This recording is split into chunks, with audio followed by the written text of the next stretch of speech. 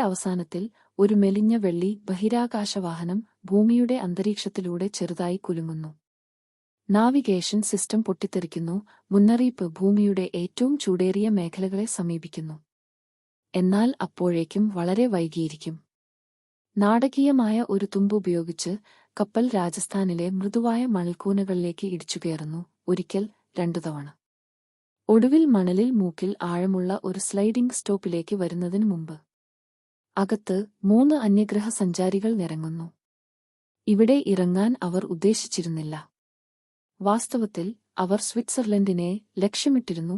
പക്ഷേ വഴിത്തിരിവുകൾ സംഭവിക്കുന്നു. പൊടികൊണ്ട് അവർ ഇടറി വീഴുന്നു. അവരുടെ മുന്നിൽ കാണുന്ന കാഴ്ചയിൽ കണ്ണിറുക്കുന്നു. അനന്തമായ സ്വർണ്ണക്കൂനകൾ, നക്ഷത്രങ്ങൾ നിറഞ്ഞ ആകാശം. ഒരു ഒട്ടകം അവയെ നേരെ നോക്കുന്നു, സാവധാനം ചവയ്ക്കുന്നു, ആകർഷിക്കപ്പെടാതെ. ശരി, അവർ വിചാരിക്കുന്നു, നമുക്ക് ഇത് പരമാവധി പ്രയോജനപ്പെടുത്താം. മരുഭൂമിയിൽ നടക്കുന്നത് രസകരമല്ലെന്ന് പര്യവേക്ഷകർ ഉടൻ മനസ്സിലാക്കുന്നു. മണൽ ചൂടുള്ളതാണ്, അവയുടെ കാലുകൾ മുങ്ങിക്കൊണ്ടിരിക്കുന്നു, അവ വിയർക്കുന്നു. സാധാരണയായി വിയർക്കാത്തതിനാൽ ഇത് വിചിത്രമാണ്. അവർ നാടകീയമായി തകർന്നു വീഴാൻ പോകുമ്പോൾ രക്ഷ വരുന്നു ഒട്ടകങ്ങൾ. ആവേശഭരിതരായ അവർ ഒരു ക്യാമ്പ് ഫയറിന് സമീപം വിശ്രമിക്കുന്ന ഒട്ടകങ്ങളുടെ ഒരു കൂട്ടത്തിലേക്ക് ഓടുന്നു.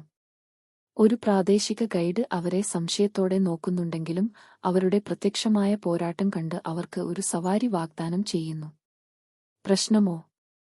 ഒട്ടകങ്ങൾ പ്രതീക്ഷിച്ചതിലും വളരെ ഉയരമുള്ളവയാണ്. അവ സ്ഥാപിക്കുക എന്നത് ഒരു ദൗത്യമാണ്. ഒരു അന്യഗ്രഹജീവി പ്രിയപ്പെട്ട ജീവിതത്തിനായി തുന്നലിൽ തൂങ്ങിക്കിടക്കുന്നു. മറ്റൊന്ന് പകുതി തലകീഴായി. മൂന്നാമത്തേത് ഇതിനകം വീണു 2 തവണ. ഒടുവിൽ വളരെയധികം പിറുപിറുക്കുകയും ആകസ്മികമായി വാൽ വലിക്കുകയും ചെയ്തുകൊണ്ട് ഒട്ടകങ്ങൾ മണൽക്കൂനകളിലൂടെ നടക്കുമ്പോൾ അവർ നാടകീയമായി കുലുങ്ങി. ഇത് തീർച്ചയായും അവർ ബഹിരാകാശ യാത്രയെ സങ്കൽപ്പിച്ച രീതിയല്ല. സൂര്യൻ ഉദിക്കുമ്പോൾ പര്യവേക്ഷകർക്ക് ആത്മവിശ്വാസം അനുഭവപ്പെടുന്നു. മരുഭൂമിയോ കീഴടക്കി. ഒട്ടകങ്ങളോ ഒരു തരത്തിൽ സംയമനം പാലിക്കുന്നു. ചൂടോ ഇപ്പോഴും അസഹനീയമാണ്, പക്ഷേ അവർ ശ്രമിക്കുന്നു. എന്നിരുന്നാലും എന്നേക്കുമായി തോന്നിയതിനു ശേഷം ഗൈഡ് പെട്ടെന്ന് നിർത്തുന്നു. അയാൾ ചുറ്റും നോക്കി, തല കുലുക്കുന്നു. പിന്നെ ശാന്തമായ ശബ്ദത്തിൽ ഉഹ്, ഞങ്ങൾ നഷ്ടപ്പെട്ടുവെന്ന് ഞാൻ കരുതുന്നു എന്ന് പറയുന്നു.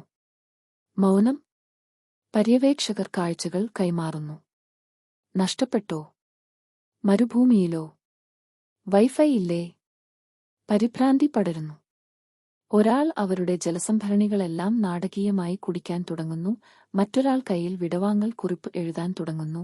മൂന്നാമത്തേത് വെറുതെ പിറുപിറുക്കുന്നു. ഇങ്ങനെയാണ് നമ്മൾ മരിക്കുന്നത്. തിരിച്ചുവരവിനുള്ള വഴി കണ്ടെത്താൻ കാറ്റിനെ പിന്തുടരാൻ ഗൈഡ് നിർദ്ദേശിക്കുന്നു. കാറ്റ് പെട്ടെന്ന് ദിശ മാറുന്നു. ഒട്ടകങ്ങൾ നെടുവീർപ്പിടുന്നതായി തോന്നുന്നു. ഇത് നന്നായി പോകുന്നു. 10 വ്യത്യസ്ത ദിശകളിലൂടെ അലഞ്ഞുതിരിയുമ്പോൾ അവർ അപ്രതീക്ഷിതമായ ഒരു കാര്യത്തിൽ ഇടറുന്നുപാതി കുഴിച്ചിട്ട ഒരു പുരാതന ഭൂപടം. ആവേശം തിരിച്ചുവരും.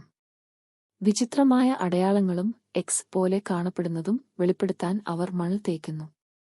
എല്ലാവർക്കും അറിയാങ്സ് എന്നാൽ നിധി എന്നാണ് അർത്ഥം. എല്ലാ യുക്തികളും അവഗണിച്ച് മരീചികകളെക്കുറിച്ചുള്ള ഗൈഡിന്റെ മുന്നറിയിപ്പുകളും അവർ അടയാളപ്പെടുത്തിയ സ്ഥലത്തേക്ക് യാത്ര തിരിച്ചു. നാടകീയമായി സ്വയം ഹൈപ്പ് ചെയ്തു. ഒരുപക്ഷേ അത് സ്വർണമായിരിക്കാം. ഒരുപക്ഷേ അത് പുരാതന അന്യഗ്രഹ സാങ്കേതികവിദ്യയായിരിക്കാം.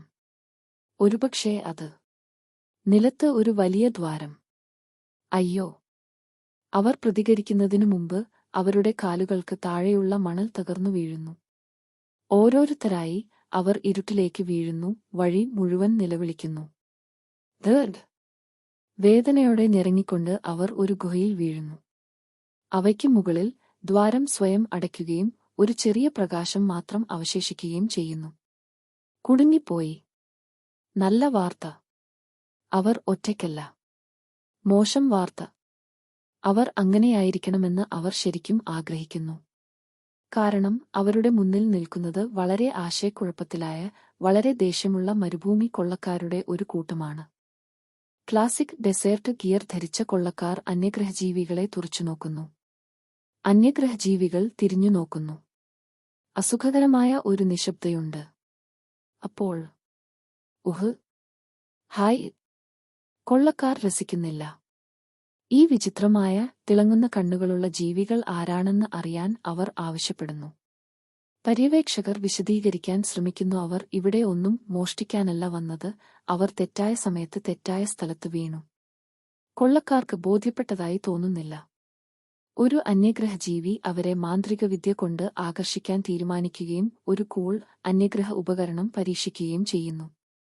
ഇത് ഉടൻ തന്നെ തകരാറിലാവുകയും എല്ലായിടത്തും തിളങ്ങുകയും ചെയ്യുന്നു. കൊള്ളക്കാർ കണ്ണ് ചിമ്മുന്നു. ചിലത് ഇപ്പോൾ മിന്നലുകളാൽ മൂടപ്പെട്ടിരിക്കുന്നു. അതിശയകരമെന്നു പറയട്ടെ, കൂടുതൽ ദേഷ്യപ്പെടുന്നതിനു പകരം കൊള്ളക്കാർ ചിരിക്കാൻ തുടങ്ങുന്നു. അവരിൽ ഒരാൾ ആശ്ചര്യത്തോടെ കൈകൊടുക്കുന്നു. ശരി, വിചിത്രമായ ബഹിരാകാശ സഞ്ചാരികൾ, അവർ പറയുന്നു. പുറത്തു പോകാൻ ഞങ്ങൾ നിങ്ങളെ സഹായിക്കും, നിങ്ങൾ ഞങ്ങളെ രസിപ്പിക്കുകയാണെങ്കിൽ. Q alien talent show Rajasthan പതിപ്പ്.